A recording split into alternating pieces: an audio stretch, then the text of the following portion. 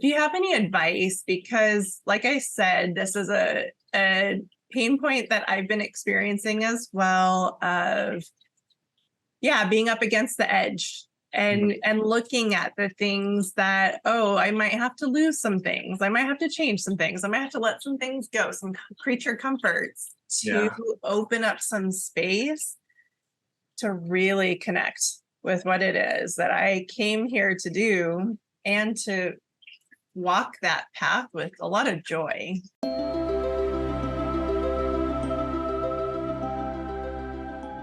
Welcome back, Envisionaries, to the Dream into Being podcast, where mind science, transformational psychology, and magic all merge into one. If you're ready to dream again and transcend the inertia of what you've known, then I invite you to join me, your host and Envisioneer, Kat Devine, in expanding the boundaries of your own Fantasia by remembering that you are the master you've been waiting for.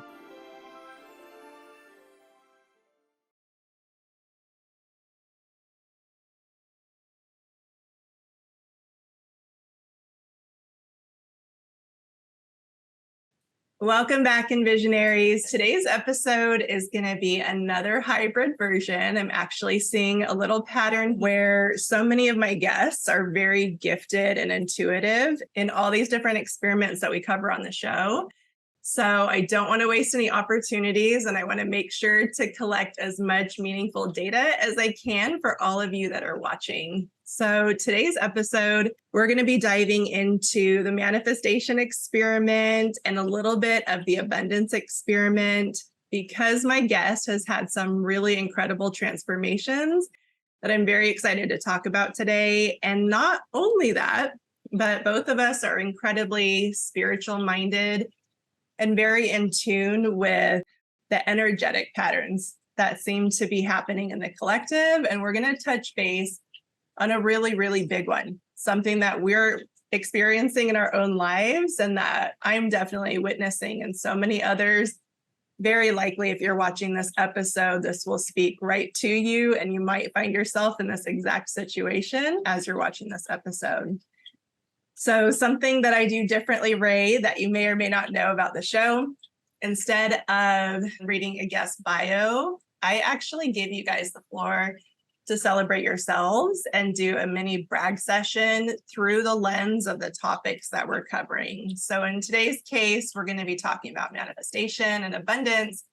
And if you can just briefly introduce yourself to the viewers, a little bit about your backstory, and what are you super excited about and proud of? Hi, my name is Ray Flores. I'm a Phoenix native, meaning I was born here in Arizona. I want to say that growing up, I tended to follow the mindset of my father, which was more of a pessimistic outlook on things. And I always wanted to set myself up for not expecting anything, right? Like I'd go into a situation and I'd say, it's probably going to be bad or whatever. And then it turned out to be good. I used to set myself up for these mind games because I didn't want to feel let down or depressed or whatever, right? And that transitioned into many different things, into work, into dating. I used to play a game called Find the Jerk. When I'd go work somewhere, I'd be like, all right, who's the jerk here? And I'm oh yeah, after a day or two, that's a jerk and that's a jerk, or who's the bossy one? Oh, that's a bossy one. So that was my whole mindset. When I'd go out on dates, I would just, kind of observe the person and wait for something to happen that I thought, oh yeah, sure enough, she chews with her mouth open, just ridiculous stuff. Well, yeah, so that was kind of my mindset for a long time. I knew that obviously back in those days, we didn't have internet, we didn't have YouTube, we didn't have anything, right? Today it's awesome. There's so much we can learn. But I think at that point in time, it took me a long transition state to get me to where I am now and the way I think now in my activities daily that I do now. And it's a long story. So I just want to see what point do you want me to embellish upon the information or where or what or how or like what would be good for these listeners? Yeah, well, let's just take them right into your history, which is kind of perfect because that's where you started us off at, is that at a young age, it sounds like you were conditioned with maybe a negative mindset where you were looking for the things that were wrong. And I absolutely fell into the same trap. And it is like a survival instinct, and there's a reason for it, but it can also go haywire and it can really dramatically affect our lives, especially when we're really powerful manifestors. And I think both of us have really experienced that outcome of, what's that saying? Where your attention goes, your energy flows, right? So if you can bring us back to, and what's so cool, you guys, is I met Ray about 10 years ago. And this was probably the first story that you had ever shared with me. And we ended up on this like 2 or 3 hour conversation because it was so fun for me to hear somebody have such a dramatic transformation. And so if you don't mind sharing with the audience some of your beginnings, because it actually kind of shocked me, because the person that I met is the person you guys are meeting today. And I couldn't even imagine you in this other role. So if you can just kind of start us off from that point. Well, I mean, I grew up in a household where my parents were fighting all the time. And I'll never forget when I was 7, I believe it was 7, they divorced. And it was really peaceful in the house. I was happy. I was like, oh, yay, no one's fighting anymore. Yet when I started turn around 12 or so, I kind of felt like I was the man of the house. And I started to develop this attitude, kind of like no one's going to tell me what to do. I know everything, whatever. And so I became a little difficult. And, transitioned to high school. My mom made sure that I didn't go to the public high school. And I thought I was going to public high school. And she said, no, you're going to go to Catholic high school. And I said, why? So I guess she kind of saw the path I was heading on.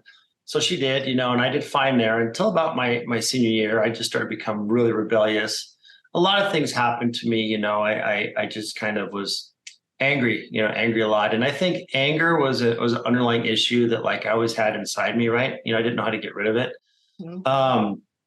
And I think once I started doing physical exercises continuously, like in the gym, working out, that to me was the best way to get rid and release of a lot of anger and stress, because everyone needs an outlet, right? Some people do positive things, some people do negative things, but I think every human being has to have some sort of an outlet for stress.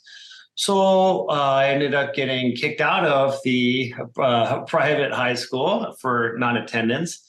And I got put into the public high school. And there I linked up with all my old buddies from high school that were not doing good things, And so at that time, I had friends in different gangs in different areas. My dad lived in West Phoenix, so I'd go and sometimes, stay over there. And it's funny because my friends that were in the gangs in West Phoenix didn't know that I was friends with my friends in the gangs in South Phoenix, because they're two totally different type. At that time, gang life was very popular in the 90s, right? Mm-hmm. In the early 90s. And so a lot of interesting experiences. I mean, I've been shot at before, never got hit with a bullet.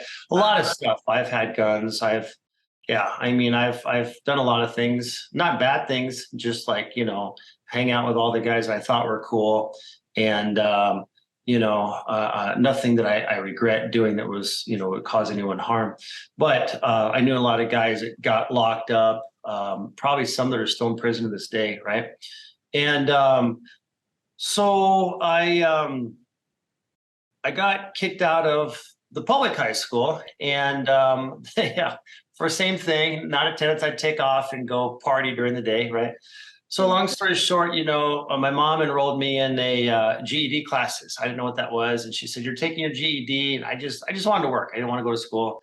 So long story short, I even ditched my GED classes at night. I wouldn't go. And then finally one day she said, I think it's time for you to take your test. I'm signing you up. And I was like, what? So she did.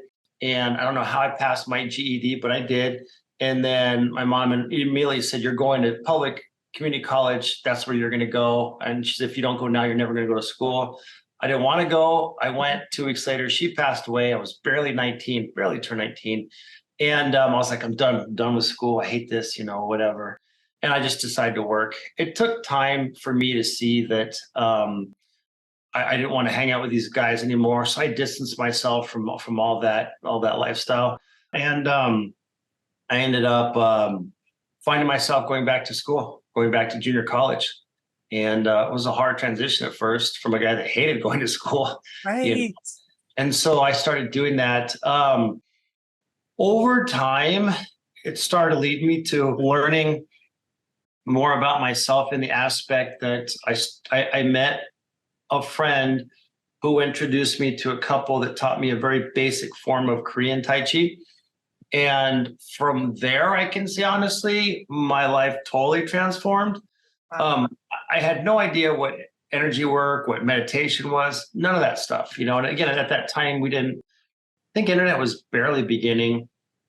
But I just didn't know anything about that. So yeah, I mean, there's a lot more to my story, obviously, but that was kind of like from one spectrum to another spectrum, which led me into more of where I progressed after that. Mm-hmm. So just to touch on, I'm so fascinated about consciousness, meaning that so many of us, especially as spiritual seekers, have this deep desire to change ourselves, to transform ourselves, and to become something new. And so many times we can get caught in the trap of starting at the behavior level, which is surprisingly, that's the last thing that changes. And so I like to focus on, okay, what was the consciousness shift? What was the mental paradigm that transformed? So do you remember at that point what that change was? What caused you to wake up and what caused you to choose another path? Yeah. So the interesting thing is, this couple that taught me the basic form of healing, kind of that awakened something in me, right? Awakened something in me that I'll take a quick story. So one day, Tom was his name. He was the husband. He came home and he looked a little shaken. I said, "What's wrong, Tom?" And he said, he said, "I had a panic attack today. I haven't had a panic attack in years." And when he started doing energy work and meditation, he used to take medication for panic attacks. That disappeared. So for 3 years, he didn't have one panic attack. So he told me, he said, "Today I had a panic attack." And I was like, okay. And so we were waiting for his wife to come back from shopping because they were going to make dinner. And usually on Sundays we get together, meditate, and make dinner. So I said, "Tom, go lay on Jenny's, massage table," because she was studying hypnotherapy and massage therapist at Sweha.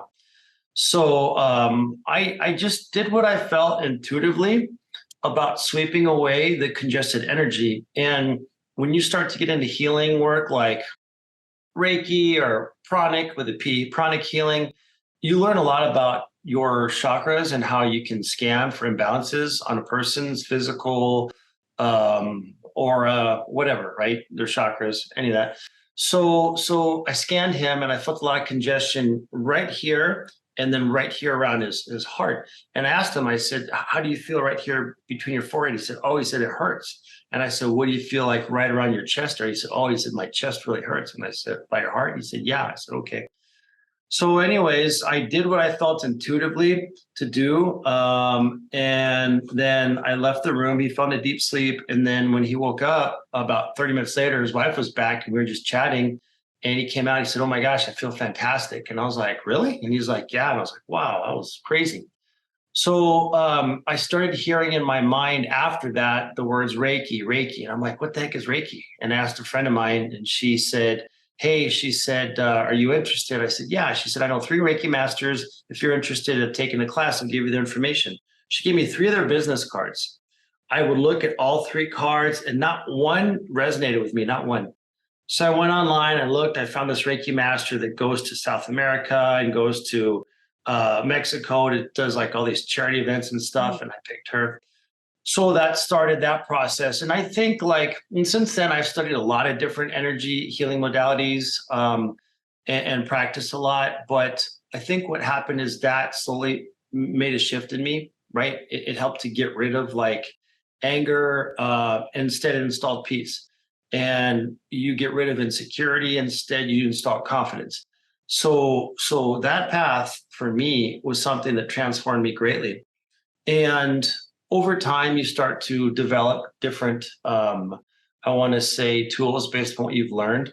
And that kind of transitions into, I think, manifestation also. I'm big on things like that. Like I have a vision board in my room. And already my vision board, let's see here, 1, 2, 3, 4 or 5 things have already come true on it. And I really, now I understand the power of focusing. So once upon a time, I had a cousin that would call me all the time and tell me, oh my gosh, he's like, oh, you'll never guess what happened today. What? This police officer I was dating, things were bad and this and this. And then she'd call me next time and say, oh, he's firefighter. And I found out he was married and this and blah, blah. And all she kept talking about. And so one day I stopped her right in the middle of her conversation. And I said, cousin, I said, all you talk about is you're meeting the wrong guys and they're all firefighters and policemen. I said, I have nothing against firefighters and policemen. I said, but you just keep meeting the wrong people. I said, you keep talking about the wrong people. You keep saying that you keep attracting the wrong people. I said, do you know why you keep attracting the wrong people? And she said, no. And I said, because you keep talking about meeting the wrong guys. That's where your focus is. That's what you're attracting. And she paused and she goes, I never thought about that. And I said, why don't you try focusing on what you do want? And she said, how do I do that? I said, okay, get up in the morning, sit on the side of your bed, close your eyes, visualize you're in a wonderful relationship with a wonderful guy. Don't focus on what he does for a living. Don't focus on how much money he has or what he looks like. Focus on the feeling and the emotions of being in this amazing relationship with this amazing guy. I said, and humor me and do it every morning for 1 month. Promise me. And she's like, I promise I'll do it. I said, great. I kid you not, Kat, I got a call from her. Well, it was like a month and a half later. And the first thing she said on the phone is, you'll never guess what. And I already knew what she was going to say. And I said, what? She goes, I met this guy. And I said, and she said, and I said, and she goes, and he's an engineer. And I was like, there you go. So, I mean, she dated him for 8 years. They didn't get married. But long story short, that broke out of that mold, you know? I broke out of that. Cool.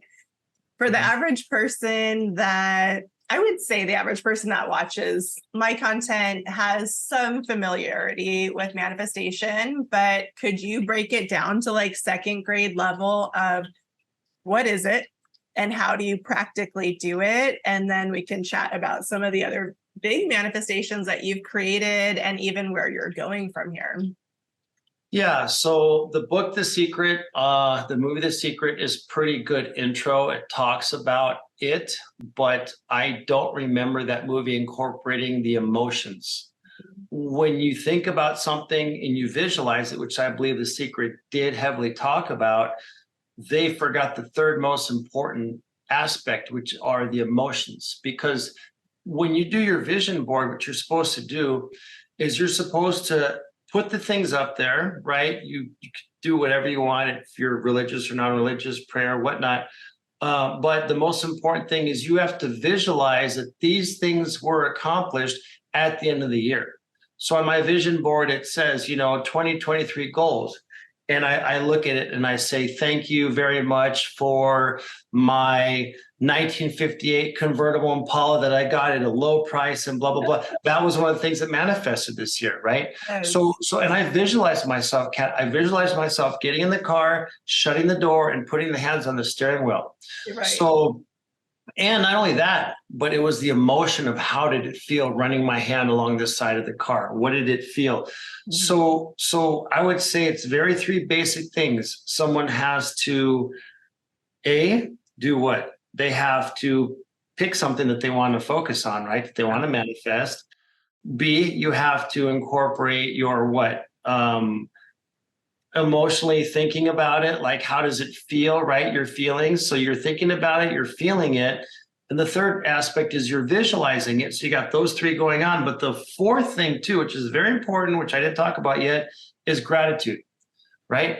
So gratitude is massive. And that's the thing, the last thing that on my vision board, I have thank you, muito obrigado, all these words, of thanks, because you have to give thanks after you have visualized it. So you visualize it, you feel it emotionally, you're there, it's the end of the year, you've gotten this thing or whatever that you're trying to do, and then you give thanks.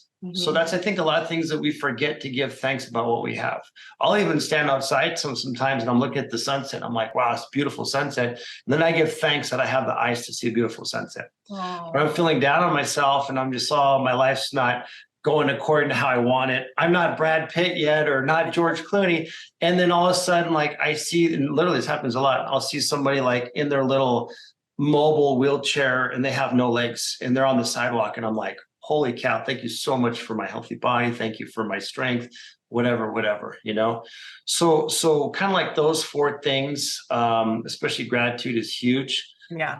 I've been able to manifest some really cool stuff in my life. I think I told you about the Steve Harvey story. Yeah, I love this story because I think a couple other pieces that you didn't mention directly, but you did indirectly, was also having the desire and taking the actions. And I think this story will be perfect to illuminate, what does this look like? What does it look like in real life to manifest something that you desire? So yeah, share how you manifested this. And I think this will tie in perfectly to where we're going, because this is so cool. After knowing you for 10 years, only today did I find out what your actual heart's desire is. And I'm thinking, oh, that's interesting that you've had this other part of your life that me as your friend didn't have any idea about. So we'll get into that next, but go ahead and share the story. So you brought up a good point. You obviously have to desire something that you want to manifest, right? You can't just sit around and not. But it's also the fuel that you put behind it, right? The fuel of the hard work, the fuel of the visualization, the fuel of the feeling of the emotion, the fuel of the gratitude. All these things are like a big concoction, and that's what helps, I think, to propel you to what you want to achieve. So once upon a time, I was in California visiting a friend. This is probably 8. Honestly, Kat, I think I've known you more than 10 years. It's got to be like 12. Really? Yeah, it's more than 10 years. It is. Yeah, you're like 10 years. I'm like, no, girl, it's longer than that. All right. We're older than that. No, we met each other very young. So, okay. So I was in California once. I was visiting a friend. I thought to myself, I've always wanted to do a motion picture tour. I love watching the making of movies. I always have. A long time ago, I signed up for this really goofy place here in Arizona. It's called Star Maker. It was like, they'll help you be in commercials and modeling and whatever. And one time I got on Channel 3, right? And what I was doing is I was holding a purse. It was like a man purse, and all my friends that ended up seeing it, especially my brother, just gave me heck, Ray. Nice purse, Ray. That was great, They just handed me different things. Okay, walk out with this. And later on, I'm like, what is this, So anyways, I remember that energy. I always felt how it was in front of a camera, and it was kind of a cool feeling. I liked it. And so anytime I watch movies, I'm always very attracted to the making of the movie. That fascinates me. I love it. So I was in California. I'm just doing my thing on Tinder, swiping left and right. And I thought to myself, you know what? I've got nothing to do. My friend's working all day. I'm going to sign up for motion picture tour. So I signed up for Sony Picture Tour, which used to be Paramount.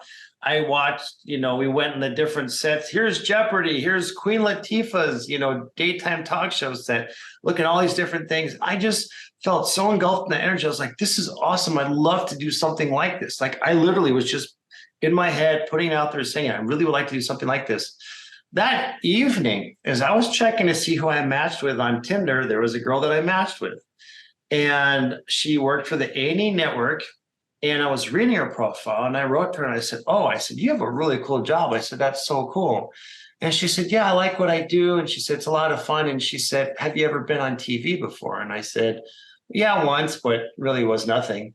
And she said, well, and she said, I'm doing scouting for a show. And she said, would you be interested to come on down and to do like an interview? I was like, sure. Of course, So I went down there and everything went fantastic. And she told me, hey, she said, next week, we want to have you come down. You're going to be on the Millionaire Matchmaker show. I was like, oh my gosh, I'm not a millionaire, but that's awesome. You're going to match me with one sweet, So I was on that show. I was on the Millionaire Matchmaker twice, 2 different episodes. And then the same lady that was with A&E Network, she changed and she opened up her own talent scout or own talent agency, right? Whatever you want to call it. And so she called me up and she said, hey, and she said, we've got this show. You know who Steve Harvey is? I said, yeah, I know who Steve Harvey is. She's like, oh, he's got this dating show. And, are you interested? I'm like, yeah, sure. So I went on Steve Harvey's dating show once. And it was me and 9 other guys. I didn't win the date. Went on a second time. It was me and 9 other guys. Didn't win the date. Third time, same thing. And I was like, this sucks, It was fun to be there and to goof around inside of the studio and watch Steve talking to Smokey Robinsons, and I'm just chatting with all the guys here. But I really wanted to win. I really wanted to be on this dating thing. So I got a call again, like 2 weeks later, and they're like, hey, you were great. We want to have you come out again. I'm like, okay. They're like, but it's a different format. I said, what's it called? I think it was called Dating Pool or something. They're like, well, what you have to do is it's only going to be you, or it'll only be 3 guys on stage with Steve and the girl. And then there's going to be a couch backstage with the other guys. But at least there's a better chance of you being on there. And I was like, okay, great. So what I did actually is, and I'm trying to remember because I think so what I did is I sat at home, and I had 2 weeks before I was going to be on this show again. So I sat at home every day. I sat in my room. I'll never forget. I sat on my room. I closed my eyes and I visualized. I visualized myself going up on stage. I visualized that I want to be on the farthest chair away from Steve so I could sit directly across from Steve and the girl. And I visualized myself where I was sitting in the chair, visualized myself winning the date. And that was, I just kept doing it over and over and over again, visualize how it would feel and everything. So the day of, I'm there, I'm a little nervous, right? Talking to everybody, having a good time in the back. And finally I said, okay, we're going to line you guys up, get ready. And I was like, okay. So everybody starts putting on their suit jacket and everything. And the lady that was one of the staff, she said, Ray, she said, come here. And I said, what? And she goes, you're going to be the first one out. And I was like, wait, what? And I knew what that meant. Because if they marched us all out and they continue to march us out straight, I was going to be one of the first ones there, which means first one on stage, which means I was going to go on stage. And I was like, whoa. So they did that. They marched us out. We were snaking around behind the back of the studio. There's the audience. Steve's out there talking away the crowd. And my mind is just starting to get blown. So I'm like, oh my gosh, I'm going to be on the stage and I'm going to be asked questions. And there's the audience. And I was like, holy cow, like this is going to happen. So one of Steve's assistants was just looking at me. And the funny thing is in the back of my head, I was thinking, but I'm not going to be sitting where I wanted to sit. I wanted to sit on the edge, right? Mm-hmm. It's not going to happen. And so his assistant walks up to me and he looks at me and says, come here. I said, what? He goes, come here. And he takes me out of the line. I was like, oh no, I'm not even going to be on the stage now. I was like, shoot. So he takes the 2 guys in front of me and he moves them up and he said, here, and he put me in the 3rd position. Now I was super blown. I was like, holy cow, this is what I've been visualizing. This is what's going to happen. And then the other staffers said to all the guys behind me, all right, you guys follow me. We're going to have you sit backstage on the couch. And they're like, oh man, So when Steve announces the dating pool and we get out there and he announces the girl, and the girl had some friend that was in the in 90210. So all I kept thinking about was, wow, I'm here, I'm on stage, and I visualize this.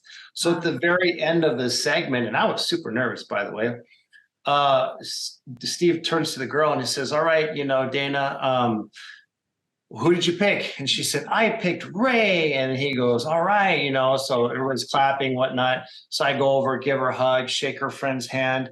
And then I look at Steve and Steve turns to me and he said, I had you the whole time. And I said, excuse me? He goes, I had you picked the whole time. Look, he showed me his cue card and he had my name on it. I was like, wow, I didn't even know what to say. My mind was just so blown because I visualized this and then it happened, So that was crazy.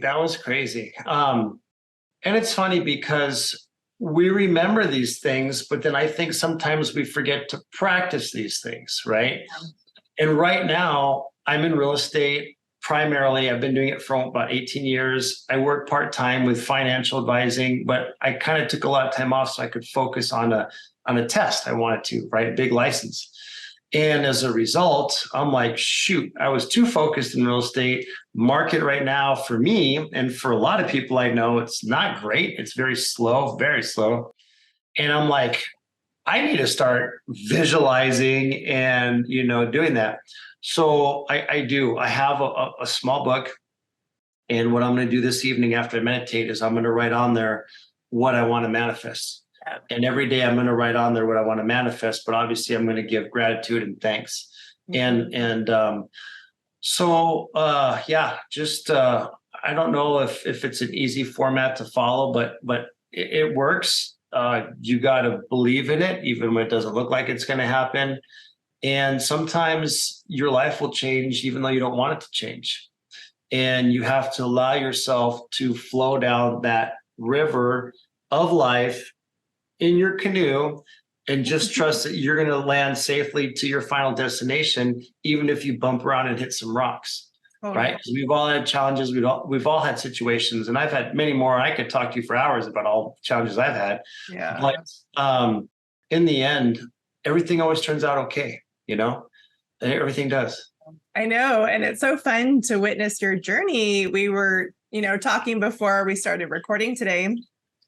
And I was just really listening from the perspective of, wow, okay, here you have been this kind of master manifester in your life, creating one goalpost for yourself, achieving it, the next one, the next one, the next one. And so before we get into one of the main topics of discussion for tonight, I did want to touch base back to the abundance mindset, because, that's part of the hybrid of the show tonight, is sharing with the audience maybe a little bit about what was the programming that got installed as a child as maybe poverty consciousness or fear-based consciousness, to the point where you actually made a different decision. And then what was the outcome from there? Because I'm really wanting people to understand the power of our mindset, and that's step number one, is the consciousness.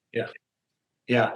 So when I was younger, I observed my mom always stressed. She was always stressed. She was a school teacher. I don't know how she put things together. She made a school teacher's salary, right? She's divorced. It's just her. She's paying for mortgage. She's paying for car insurance and, all these different things by herself. And I still don't know how she did it. She had to borrow money at times from my grandfather. She's always stressed about money, always. And I think in the end, that's what kind of led her to have a heart attack at a younger age and pass.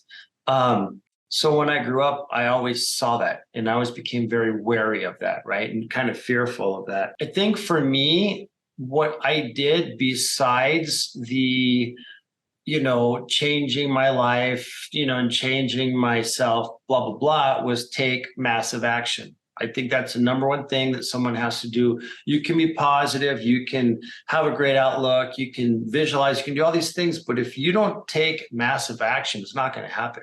Yeah. Right. So, I've put myself through school. I've studied in 2 countries. I always had this goal when I was younger. I said, when I'm an older grandfather, I'm talking to my grandkids, I want to tell them, oh, I lived in this country and I lived in that country. So when I was younger, I thought about that as a younger kid. I was like, you know what? I want to live in different countries. I want to be able to tell my grandkids all these wonderful stories of things that happened to me in these different countries.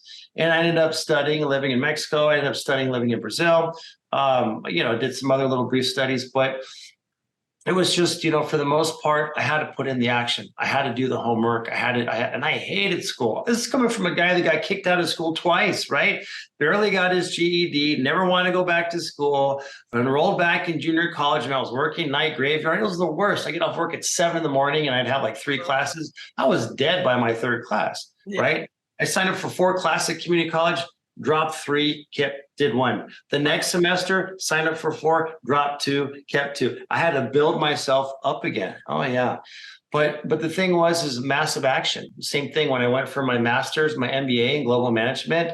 was horrible. I would sit in my desk, work all day in the office, and then I would stay there and work all night on my homework. And I'd leave the office at like 1 a.m, go home tired as heck, get up the next morning. And my work was on 59th and Greenway, and I lived in the border of Chandler and Gilbert, which is crazy for an hour and a half rush hour traffic in the morning. Yeah. So the thing is very important is you got to put in the work. You've got to put in the work.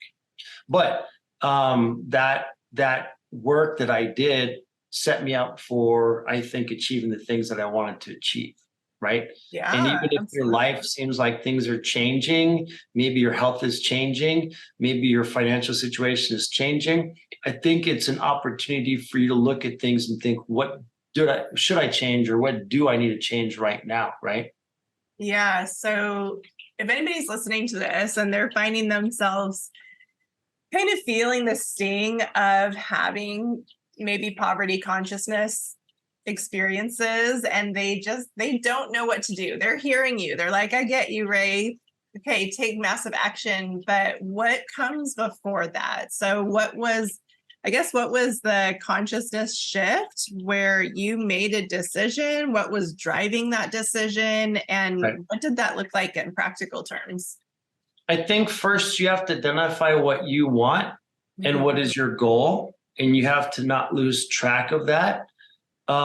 Now I understand that you're supposed to focus on the outcome as if you already have achieved it. And the reason why is because that will pull you back to why you're doing that goal. As an example, when I work with clients in real estate, right?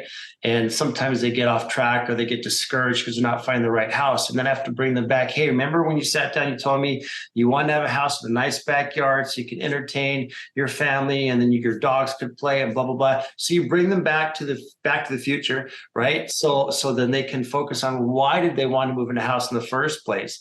And the same thing, right? If you're down and your health is bad and your finances are bad, or all these things are bad, focus on yourself being healthy, financially abundant, all these things. But why are you doing that, right? Yeah. What is motivating you to even want to achieve those things or want to be healthy, right? You want to be healthy so you can do what? Enjoy your body, meaning going out and running, jogging, swimming, or what do you want to do, right? Do you want to be of service? Do you want to go to hospitals and read books to the elderly? I mean, like, so I think that, we say things, but a lot of times we say things and then we don't follow with massive action, right? Like for me, there's many days I do not want to go to the gym at all, but I go.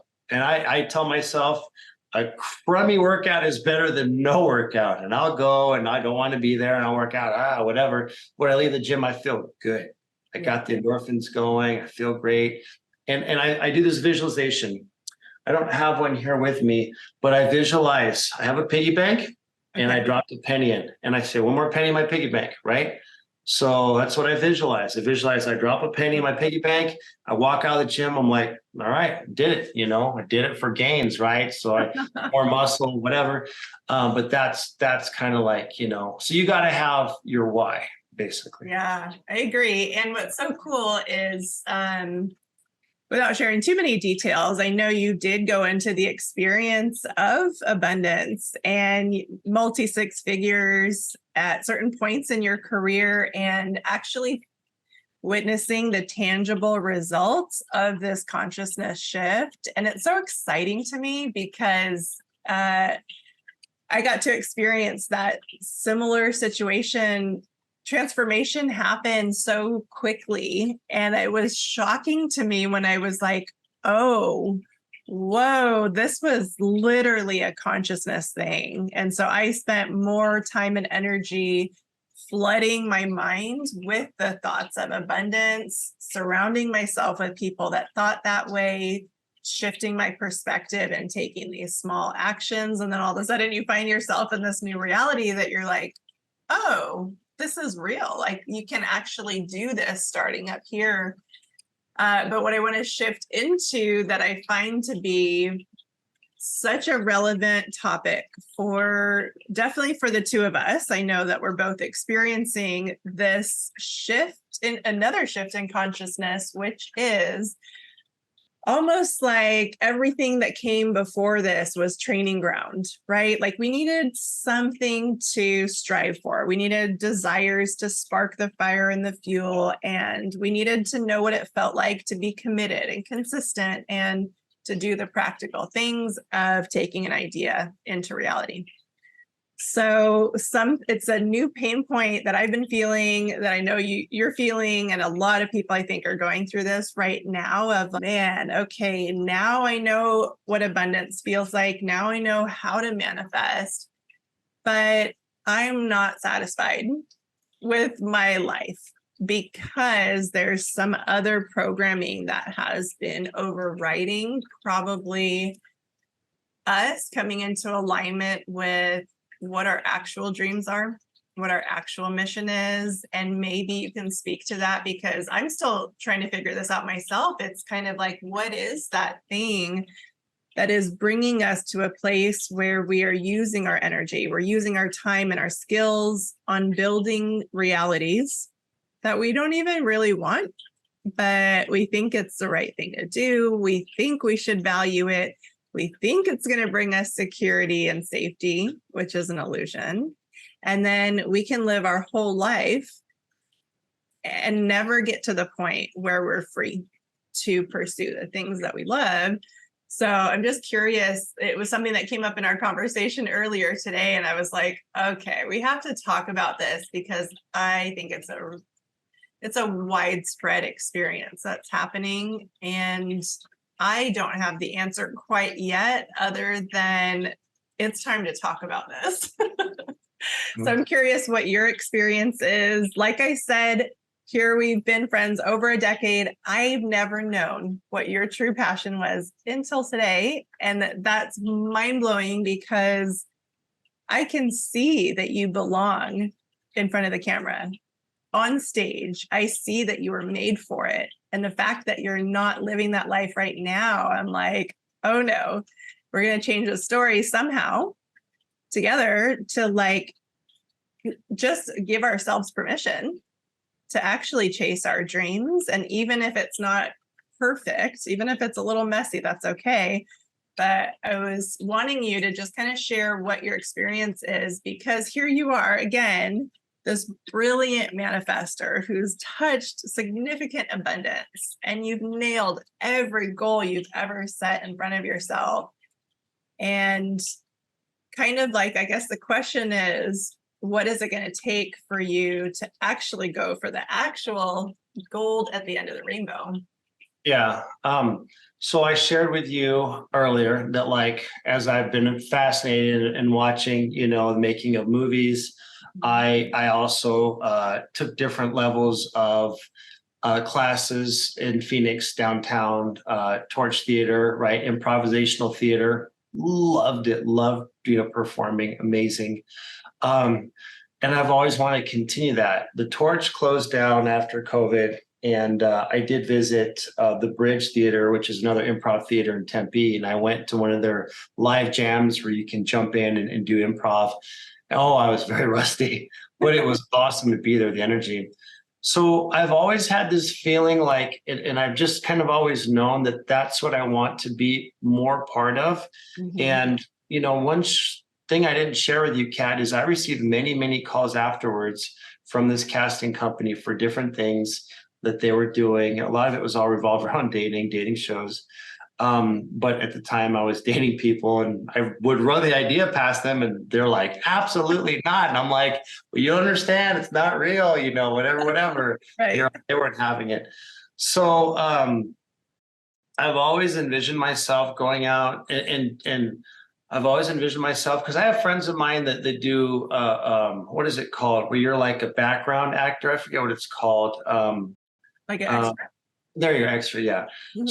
So, and they're still extras, some of them right now in California. So I've always wanted to start off, and they've told me, sign up with this talent agency. They even told me, the talent agencies, sign up with this one, sign up with that one, do this, do that. Yeah. And then I don't do it, right? And then I'm thinking, I've got to build up my financial wealth here first. So if I get called out, I can go out and then do it, and then whatever. I think that's one of the fears that I didn't even want to live abroad. My whole goal was I was going to live abroad. I was going to get my MBA, go move abroad. And I planned all that out. And then the economy of Brazil crashed and I didn't go. And I said, well, I'm going to be in Arizona so I can be close to California so I can start to work on these things that I want to. And then I just kind of froze after that. I just kind of froze in my head. I get this thought like, I got to start doing this again. But I keep telling myself, well, I'm not going to do these classes again until this. And I think a lot of times we set up this, I'm not going to do this until this happens. And as a result, it keeps turning into analysis by paralysis. Then it never happens. So the funny thing is yesterday I was on my computer and I was looking and I started to look to see when are they having classes again for improvisational theater, acting at the Bridge, theater in Tempe. And I said, I'm just going to sign up and just start, because if I don't, I'm not going to get towards my path. Right. And one of the speeches that Denzel Washington gave that I heard was super powerful when he was talking to university. And he said a lot of things, but one of the main things he said is if you have this burning desire for something, right, something good to do, it's because, that was put there inside you to accomplish, right? And if you're not going after it, then I think you're always going to live a life of not being very fulfilled.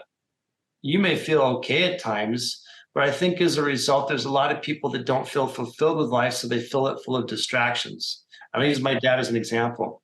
My dad, since I was young, would always come home after teaching, turn on the TV and spend the whole evening there. The weekends, he would spend the whole weekends just watching all these different sports. And for me, I thought it was bizarre. For other people, I guess it might be okay. But I was like, well, he could be out doing this or doing that or fixing this or whatever. Why is he just watching TV? So that was something that I never wanted to do. Wow. Even to this day, I may watch a little UFC once in a blue moon at my buddies if we're having a barbecue, but I never am watching sports on TV. I just don't have the time. I'm so focused on so many different things I'm trying to accomplish, If I could clone myself into 5 different Rays, maybe I could start to be closer to do what I want to do or, be what I want to be. But I'm just starting with one thing, Kat. Yeah. I'm enrolling myself again. And right now for me in the real estate market, it's not great. I talk to loan officers and appraisers and other realtors, and all these people are telling me title agency escrow officers are like, oh gosh, I got to get another job. And I'm like, yikes, but I have my MBA to fall back on if I want to. I've got other things back at the financial office, that I'm working on. So whenever things look difficult and challenging, I can't see ahead of me.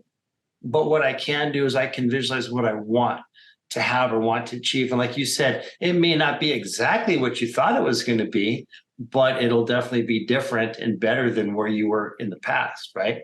Yeah, exactly. And it's almost like, I know as humans, we don't like the liminal space, which is the space between the trapeze, like where we are and where we're going, because it's often very uncomfortable to not know how these things are going to come to us. So I really like what you just said about, because most of our conversation has covered a lot of activity, right? And I'm wired the same way, very masculine focused of like, let's go, let's get things done. And I'm feeling this intuitive shift internally. I don't know if you are as well, but moving into the feeling states instead of the thinking states and seeing what we can magnetize to us. And maybe it's not as hard as we think to transform our lives.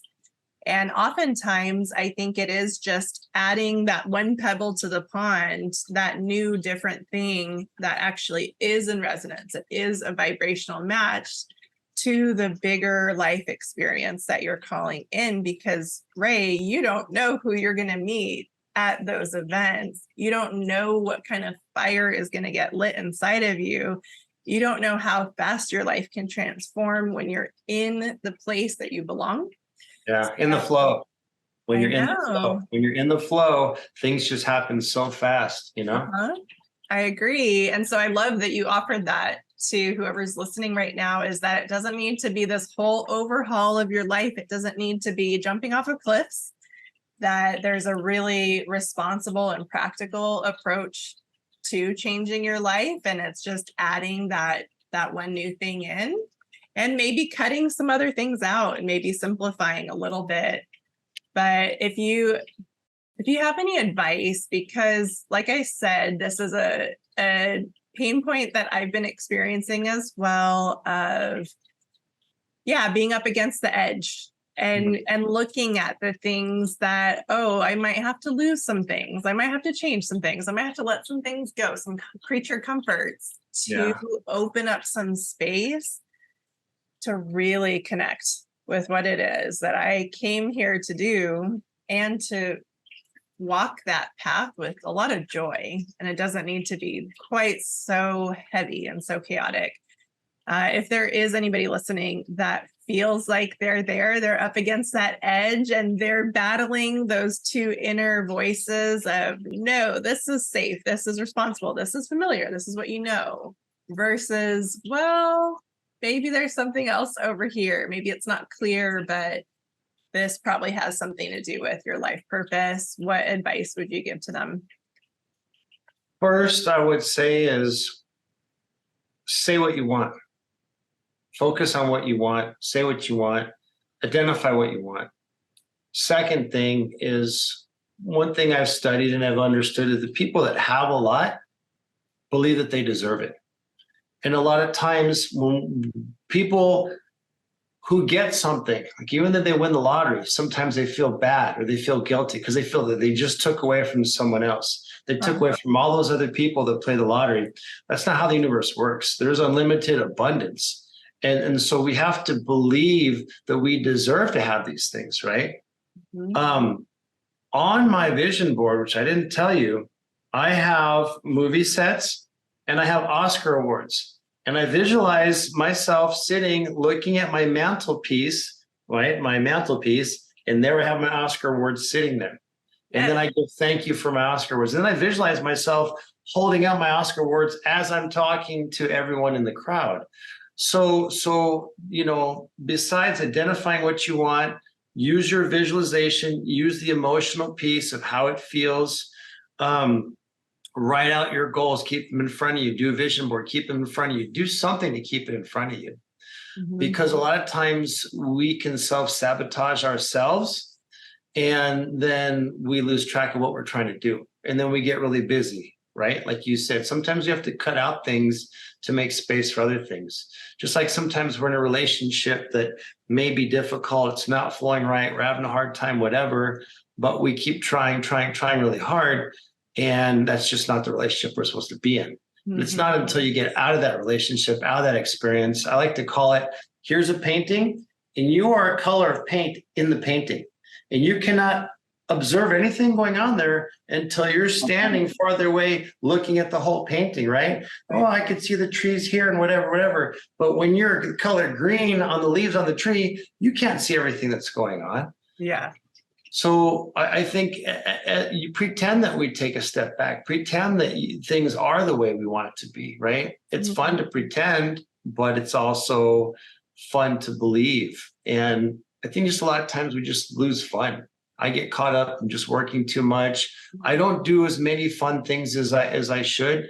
And right now I'm just kind of like receiving a message that I need to do more fun things, because as I do fun things and make myself happy or lighthearted, go hiking, whatever, then you start to open yourself up for more abundance, more fun, And if all you're doing is just, okay, I'm strictly focused and I'm working, I'm not going anywhere, I'm not doing anything and whatever, you're going to start to get upset, frustrated, deterred, whatever, right? So if anything, I could just say is probably don't forget to have fun. Don't forget to plan to have fun, right? I agree. Schedule yourself to have fun. Kat, you schedule yourself to have fun. We were talking about that earlier where, I wasn't going to share, but I may as well. Part of the format evolution of this show, this is something that is part of the rhythm of my life. I love like small, intimate communities of people where we get to learn from each other, we get to deeply connect, and we get to kind of handhold each other through the journey of life, sometimes specifically focused on a certain manifestation or a certain experience.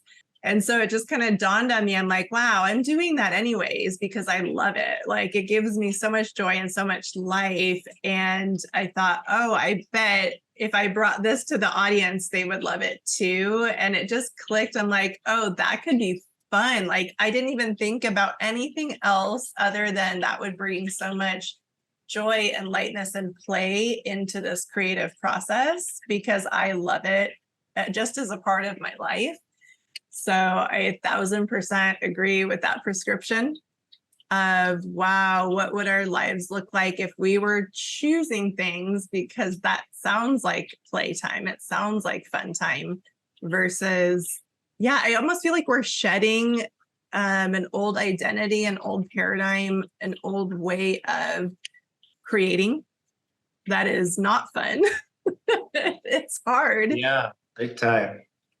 And to add to your point, when you're doing what you want to do and you're making a living from doing what you want to do, then that's fun, right?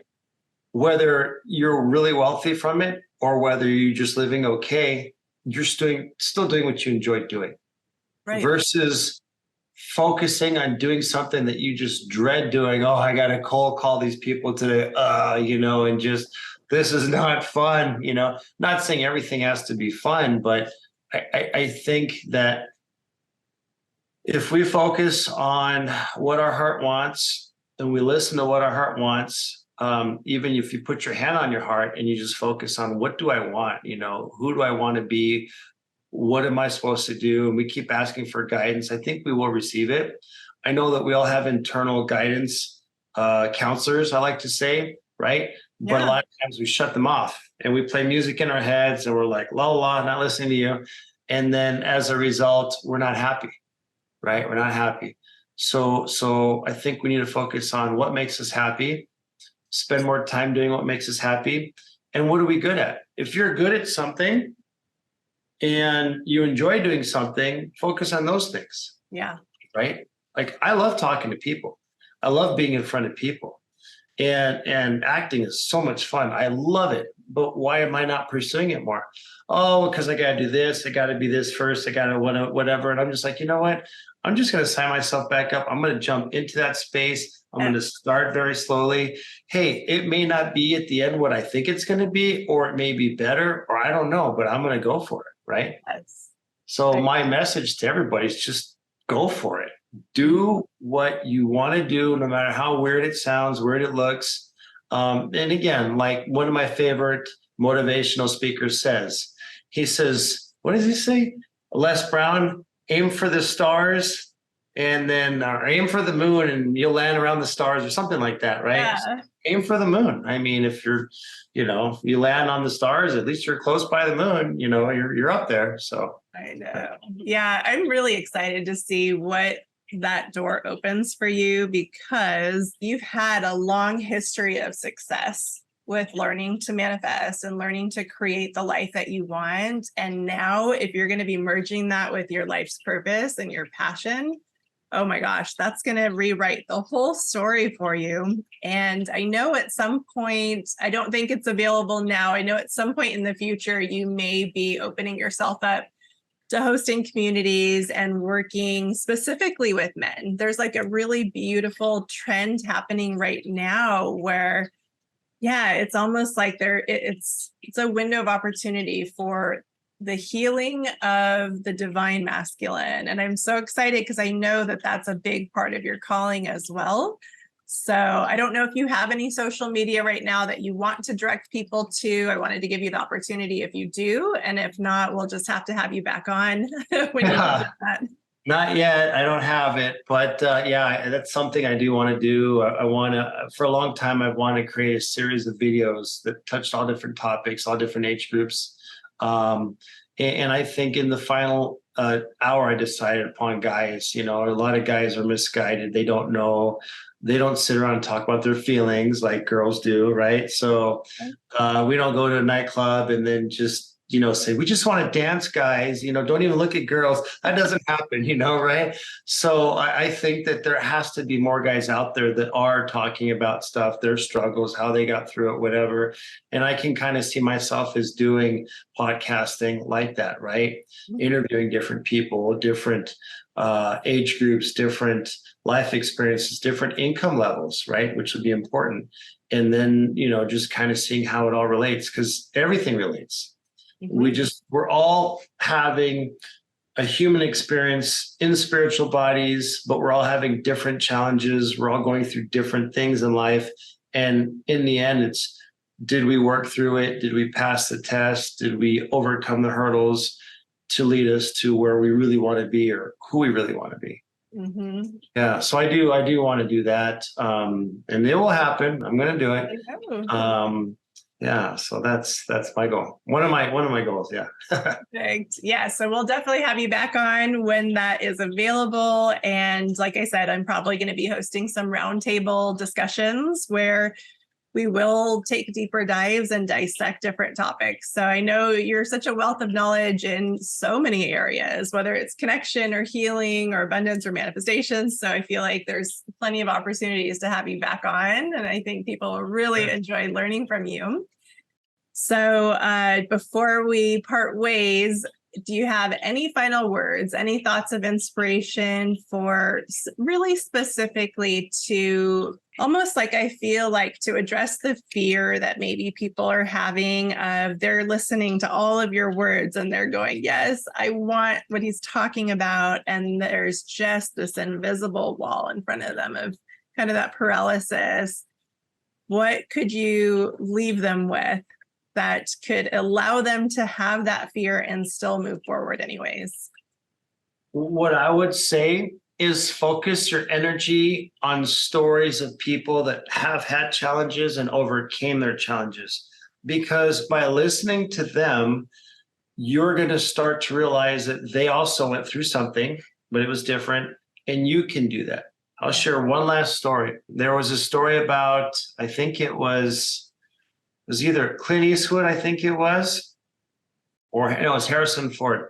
So I believe it was Harrison Ford moved to California with 7 of his buddies, and they all had dreams and they all wanted to be movie stars. And so all of them worked as waiters. They just did different things, and they kept going to doing tryouts for different things for acting.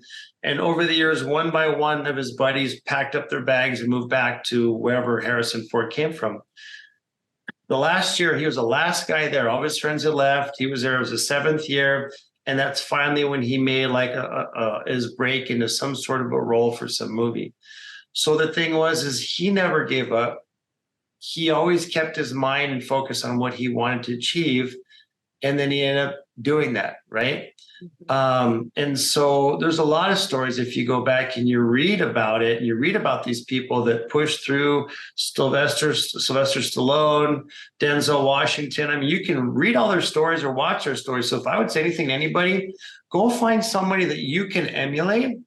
And notice that they just didn't get there by waking up out of bed and they were, not this, whatever they were, millionaire, movie star, whatever. They had to work at it. They had to work hard sometimes, much harder than we would ever know about it. So what I can say is listen to these stories.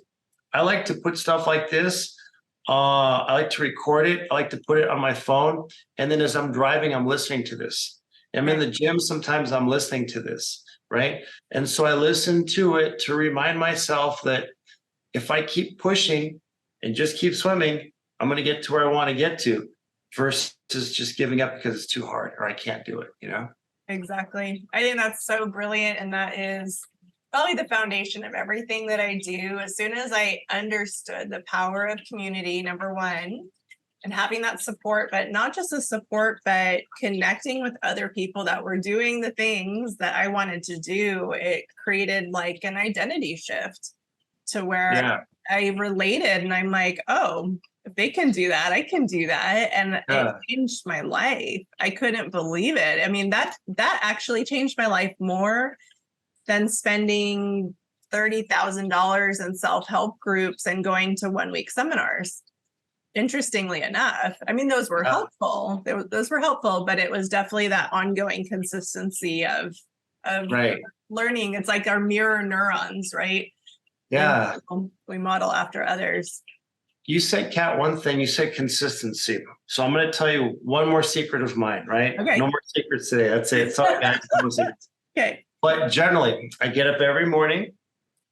I do my meditations. Then I do my energy work. I do my gratitude. And then I do my vision board, or actually vision board, then my gratitude. Okay. When I do that, I'm in my flow state. The whole day I'm in flow state. I don't get as agitated, not as nervous. In the gym, I have an abundance of energy, like all kinds of stuff.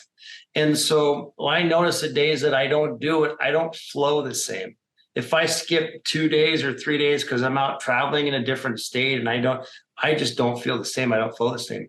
So if you really want to be at your peak best, right in the morning, before you check your phone, before you go on your social media or whatever, do it for you. Do your meditations for you. Do whatever you got to do, your yoga, your stretching, your whatever, right? To get yourself in that peak phase. I have even speakers, motivational speakers on my phone that I've recorded, right, as MP3s. And I'll listen to that sometimes in the morning as I'm showering and brushing my teeth, because I want to get myself into that peak state, because then my whole day just flows great. Somebody cuts me off and instead of getting mad and honking the horn, I'm just like, whatever, Right. So that's probably the greatest thing I can say is focus on being in your peak state. If you're in your peak state every day is going to flow better. It's going to flow smoother.